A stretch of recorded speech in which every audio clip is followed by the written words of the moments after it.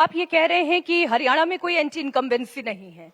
देखिए, कोई सरकार में जब रहता है सबको खुश नहीं कर सकते, इसलिए हम बाकी लोगों के जैसा कांग्रेस जैसा ऐसी बात नहीं करते, नॉन पॉलिटिकल बात नहीं करते। वास्तव जो है वो उसको मानना पड़ता है।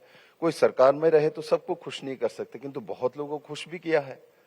मनोहर लाल जी ने जो यहाँ जो सोशल पेंशन हो ऑनलाइन होता है, पूरे देश में ऑनलाइन में सोशल पेंशन मिलने वाला स्टेट हरियाणा अकेला है।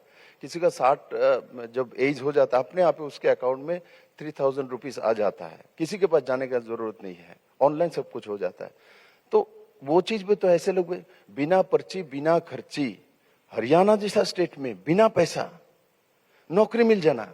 अब कांग्रेस के कैंडिडेट को मैंने देखा, सत्ता आए ना आए, दो कैंडिडेट ने तो डिक्लेयर कर दिया सत्ता आ रहा है, हमारा पेट पहले भरूंगा, तुम लोग को भी करेंगे। 2000 नौकरी, मैं मेरे साथ हुड्डा से बात हो गया, 2000 नौकरी लाऊंगा, तुम लोग पैसे से उसको बेच देना। तो क्या हरियाणा के लोग इसके लिए सत्ता उनको देगा? ना हमने तो बिना पर्ची बिना खर्ची जो लोगों को नौकरी दी। आज हरियाणा में किसी भी गांव में जाइए आपको मिलेगा जो बिना पैसा हमारा डाकिया आके मुझे नौकरी का ऑफर घर में पहुंचा दिया। ये हरियाणा के इतिहास में कभी नहीं हुआ, ये भारतीय जनता पार्टी की सरकार ने किया। आप खुद कह रहे हैं कि हरियाणा में बीजेपी के राज में, खट्टर जी के भी राज में बहुत सारे काम हुए। अगर वाकई में इतने काम हुए, कोई एंटी इनकम्बेंसी भी नहीं है, तो फिर मुख्यमंत्री के चेहरा बदलने की जरूरत क्यों आई? देखिए, मुख्यमंत्री की जरूरत क्यों आई, ये भारतीय जनता पार्टी के कभी कभी रनो कौशल है। मैं भी त्रिपुरा में मुख्यमंत्री था, मुझे भी इलेक्शन के 4-5 महीने पहले ही वहां से लाके हरियाणा का प्रभारी बनाया गया। तो इसीलिए त्रिपुरा में क्या बीजेपी का सरकार नहीं आया है? गुजरात में भी मुख्यमंत्री बदले। ये बीजेपी को जरूरत पड़ता है किस समय किसको लाया जाएगा, लाया गया। मनोहर जी को अभी सेंट्रल में मंत्री बनाया गया, power ministry, urban development ministry, ये तो बहुत बड़े मिनिस्ट्री है। इसमें कोई शक नहीं है कि इस तरीके का भी की जिम्मेदारी बीजेपी देती है, चाहे आपको दी चाहे खट्टर साहब को दी। लेकिन ऐसा क्या हो गया कि खट्टर साहब के चेहरे को पोस्टर से बीजेपी ने हटा दिया? नहीं, ऐसा नहीं। खट्टर साहब का जो नहीं जी, हम पोस्टर देख रहे हैं, खट्टर साहब पोस्टर में नहीं दिख रहे हैं। देखिए, हमने, हमारा नेता कौन है, हमने डिक्लेयर कर दिया। तो हमारा नेता इलेक्शंस में जो नायब सिंह सैनी मुख्यमंत्री जी है, और नायब सिंह सैनी को अगला मुख्यमंत्री हम लोग बनाएंगे, जनता हमारे सपोर्ट करेगा, तो ये भी हमने डिक्लेयर किया। तो इसलिए जो हमारा नेता है उसका ही फोटो आगे जाना चाहिए। और इस बात को भारतीय जनता पार्टी का हर कार्यकर्ता और हरियाणा के लोग जानते हैं। खट्टर जी नेता नहीं है?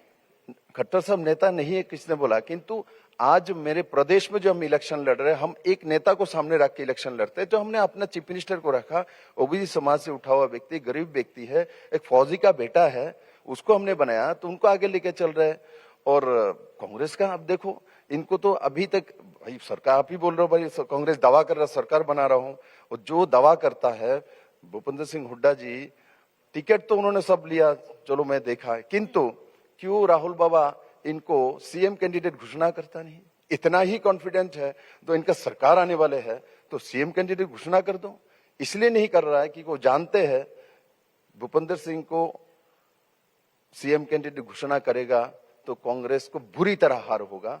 बिकॉज ऑफ दैट ये कांग्रेस अपना मुख्यमंत्री कैंडिडेट घोषणा नहीं करता। हरियाणा को जहां तक मैं समझता हूं, हरियाणा के लोग बहुत स्पष्टवादी हैं और अपने विचार जो भी हो तुरंत बता देगा, जो करना कर देगा। जो स्पष्ट दिखता है हरियाणा वही करता है। हरियाणा का ट्रेंड रहा है, एक अलग अलग प्रदेश का एक ट्रेंड होता है।